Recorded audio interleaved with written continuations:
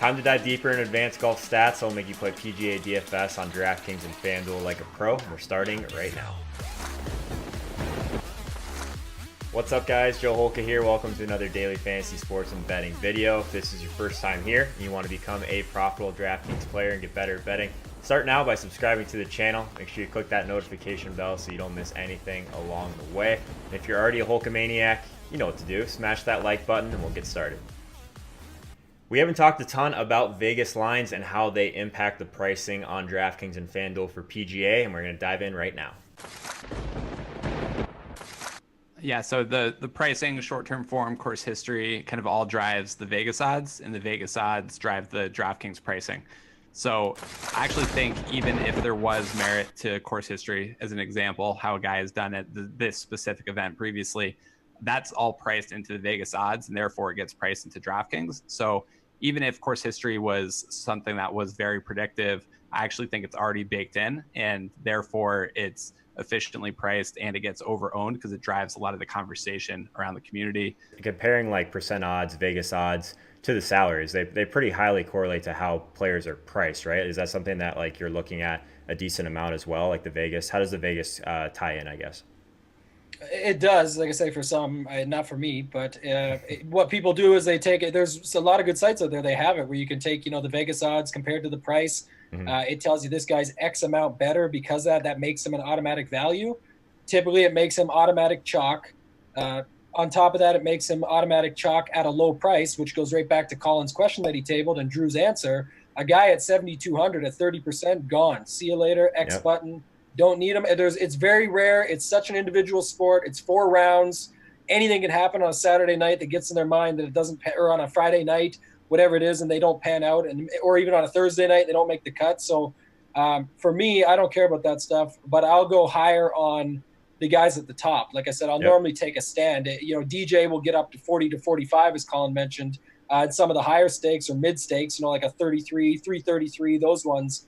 I'll either get him on all my lineups. To Gup's point, if he's got 5 lineups, he's going to be 45%. I'll probably put him on 4, and then I'll do 1 against him because you only got 5 lineups. So I'm on him or I'm not. I'm not going to just have him on 2 to match the field. I want to go with him, or I don't want to go with him. That's a really good point to like just hammer home. And I always want to try and like at least mention football for a lot of people that are trying PGA for the first time. So think of it this way: if Zeke is 35% owned, 40% owned, but you think he is one of the only, so like the last slate that we had, Zeke was one of the only dual running back type usage. We got like elite usage guys that we had. So it makes a lot of sense to go overweight. Maybe you have 70-80% of Zeke and really leverage the field. They're pretty efficient. They are pretty I'd say efficient that in general, and that's one of the reasons I like to play fairly contrarian in golf is in general, the pricing is pretty efficient. For the majors, sometimes less so because they release it early and then guys play additional events, the odds change and things like that. But for the most part, I think the pricing is fairly efficient, and I think it's another thing that kind of lends value to a contrarian strategy in tournaments. Before we get back at it, if you like my work and you want to support my work, the #1 way you can do so for free is by bookmarking my Amazon link. A lot of people have just been kind of using it as a bookmark for their everyday Amazon shopping, and as long as you use that link to get to Amazon, you'll be supporting the channel. So I'd really appreciate it. Let me know in the comments if you do decide to join the Amazon crew, and I'll make sure I give you a shout out on the next video.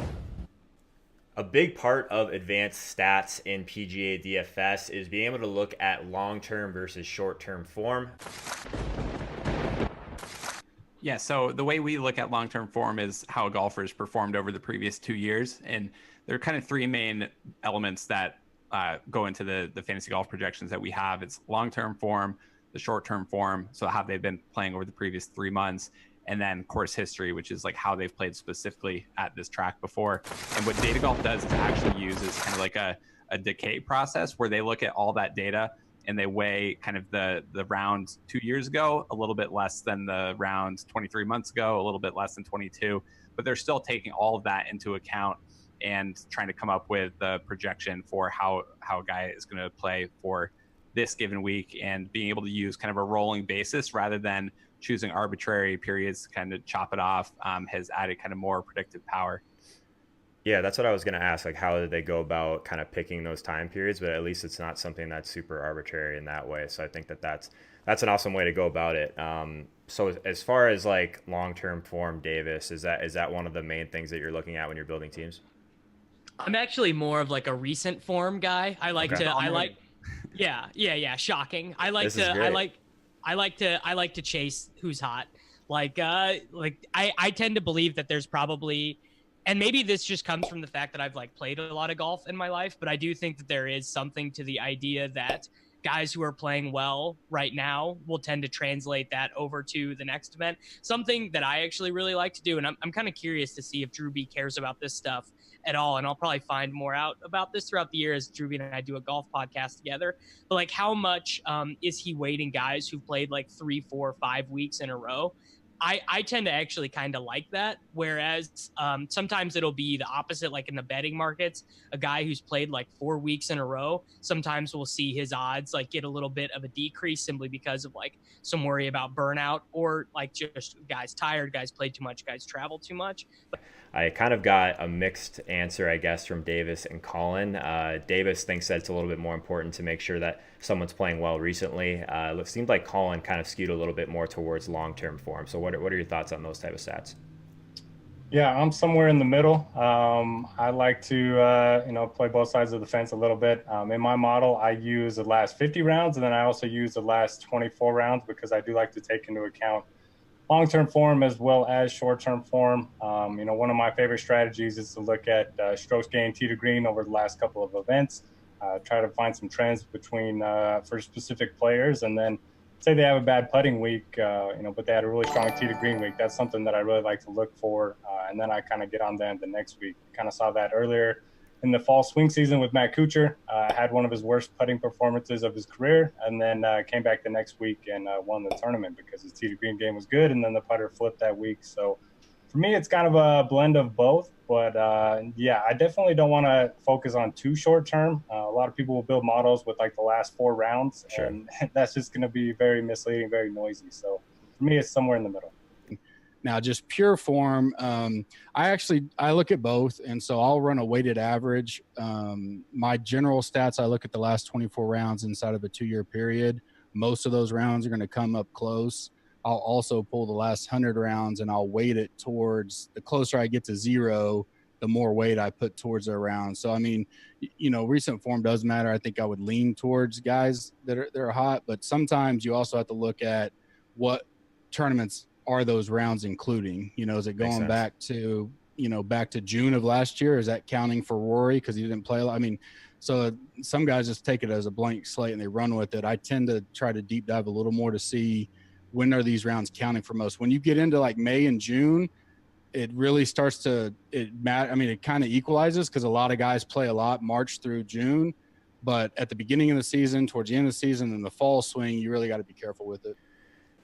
Long-term form, Jordan Spieth has shown us he's one of the best golfers in the world, right? Short-term form, he hasn't had a top 10 since the Masters. We just talked about this a little bit on our show. Yeah. So it is a perfect debate right now. So what I'll do there is I'll go to look at the stats, and Jordan Spieth has been so bad with his putter that it doesn't matter how good he's striking the ball. And he was still top 25 in strokes gained tee to green last year, or right on the cusp of that. And it just shows that this game is a lot of mental. So what does that mean to me? Well, I am going to weight short-term form a little bit more. I like that 6-week mark. We don't have that right now, so that's why some of the models may be off a little bit. What I like to do with long-term form, again, I know it's a very skewed metric, but I like to incorporate official world golf ranking. That's how I incorporate long-term form in there for me. Just because I don't know that somebody that was top 10 in strokes gained in the field a year ago will even be close to that this year. So official world golf ranking gives me that little bit of the long-term form that I see as necessary, and will make me, say, okay, hey, listen, Jordan Spieth is now $10,300. He's 17th in the world. Okay, he might be getting close to value, even if he's not playing great golf. That's an interesting perspective for sure.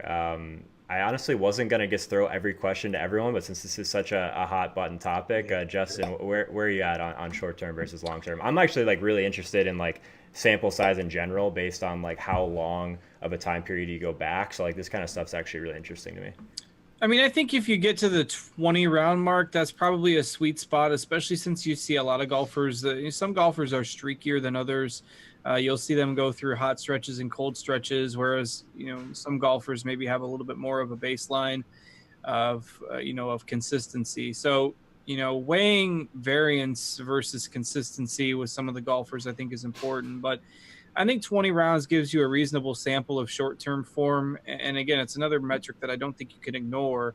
I think you kind of put them in conjunction in some capacity, whatever you think works best for you. But I do agree with kind of what Derek mentioned, that using 4 rounds or 6 rounds, even 8 rounds, I think is probably a little bit too much noise for me, to where, you're just, you're basically getting skewed data. So going a little bit farther back, I think that's more respectable in terms of a starting point.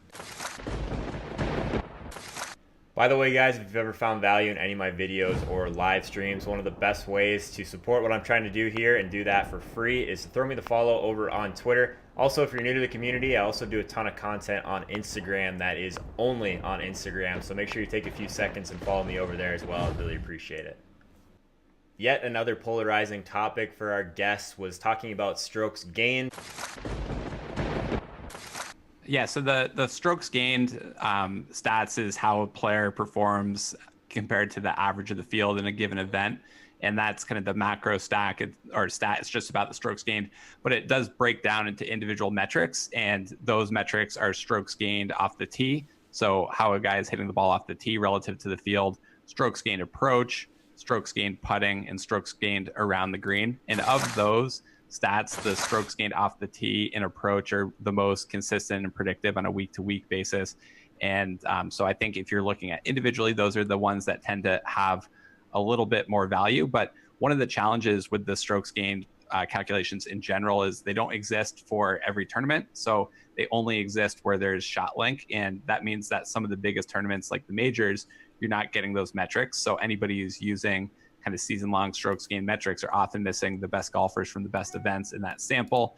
And then they're also not field adjusted. And so if you beat the field by 8 strokes in a swing season event, it's counting the same as if you beat the field by 8 strokes in the Players Championship. And that's one of the things that Data Golf does on top of that across all tours, European Tour, PGA Tour, Web.com, Sunshine, kind of all these tours, is they're able to compare the baselines for golfers across all tours adjusted for the field, which I think is a big difference. And I would say strokes gained, the individual stats in general, they're definitely good as far as understanding the context of a guy's style of play. You just have to be careful as far as understanding what events he gained those strokes in and how the field may have looked. So I like to look at the trend lines, something I started this year and I've talked to the guys on the show about, and that's just looking at the past 5 years winners and looking at their strokes gained overall. And there's obviously about 4 categories, and you can make more. You can make up to 6 categories of strokes gained if you want to. And I like looking at those trend lines and then taking there and saying, okay, well, the winners have succeeded in these 2 categories. I need to go find the golfers that are performing well in these categories versus the fields they're playing in over the last segment. Now, obviously, it's the beginning of the season right now, so we don't have a lot of concurrent weeks. If you want to back up to the fall, of course, you can get some data. But once we have 6 weeks of data, 6 weeks of tournaments, which we'll have in another 5 weeks, we're going to have a perfect set of data and be able to look at each specific strokes gained category versus the field in their trend line. So, yeah, it is course dependent. Colin, I think the one question that popped up more than any over the last week kind of preparing for this was everyone wants to hear your take on strokes gained, because I know that Labs is one of the only places that doesn't really use strokes gained at all, unless I'm wrong there. So give me the strokes gained take. No, that's 100% correct. So I guess the problem I have with strokes gained, or at least like when you get like strokes gained, your vanilla strokes gained stats off of something like PGAtour.com, is most people don't realize that is an incomplete record for a lot of golfers that are on a given slate week to week, just for the simple fact that the Euro tours and the Web.com tours don't have shot link data out there. And so when you're looking at a player's stats, you have straight up holes in a lot of their data. So if you want, like, for example, like a good idea of how like Sung J M or Cameron Champ are going to do in the next couple of weeks, they've been playing on the Web.com tour like at a decently high level for that like level of competition, but those stats won't be reflected in tee to green. And so if you want a complete picture of how everyone's doing, you need to do more with like the basic stats. properly adjusted for the level of competition. So that, I mean, there are ways to do something like convert European Tour and Web.com standard tours to strokes gain equivalent. And there are a couple projection systems out there that do that decently well. But the average DFS player is not going to be doing that data science heavy like conversion like when they're doing their research. So I'd rather just pick as far as a base metric, something that covers all of the rounds that a golfer plays and properly adjust it, because I think that gets you at least 80% of the way there to anything that strokes gain will tell you. So like the main problem with it is that it's kind of incomplete. It's like incomplete data just because it doesn't include all of these other things that you could be taking into account. Yeah, and that's a problem that's pretty unique to golf. I mean, if you think about like baseball or football or pick any of your other 4 major sports, it's all the same data collection. It's not like you have varying levels of like minor league data for like baseball players when they come up. I guess that does like happen from time to time, but it's way more prevalent in golf in terms of players just straight up missing data from the non-PGA tours. Does anyone have a strokes gain rebuttal? I guess like I'm curious, like why are other sites using it then if it's incomplete? Is it anyone have a rebuttal with strokes gain? No, I mean it's very granular data for like where it is like, and I mean if everyone had shot link data, I'd say yeah, like just use strokes gain across the board. But I think that, I mean, it's been the conventional wisdom forever that strokes gained is kind of the end all be all stat. And again, it is good for what it does. It gives you additional level of detail that conventional stats don't.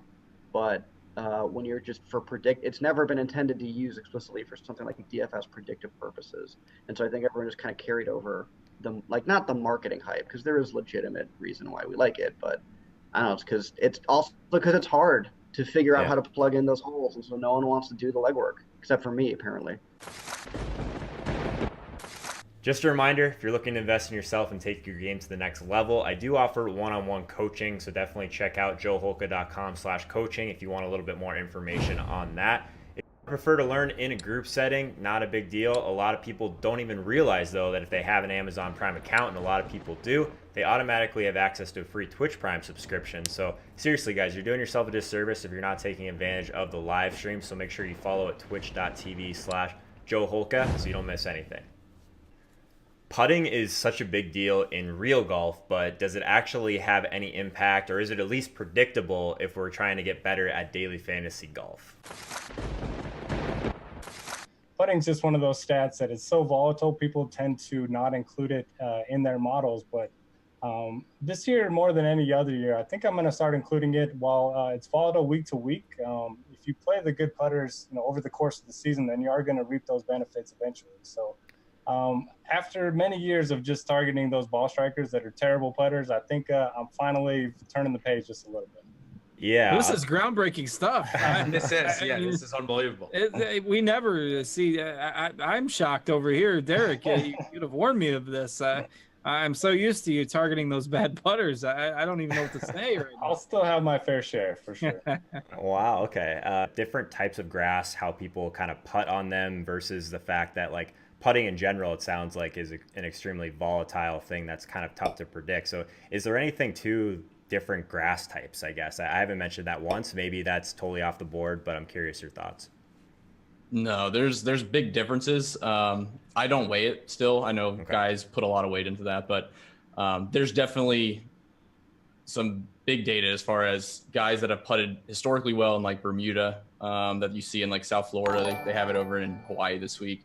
You get some bent grass up north that's really nice to putt on, but guys like there's a lot of things that go into that. It's reading the greens, like down in Bermuda or down with the Bermuda greens, you get a lot of grain. So like grasses grow certain ways and the ball, like people just from up north can't read them very well. So there is something to be said, but again, I try to look for basic ball striking type stats to kind of guide me.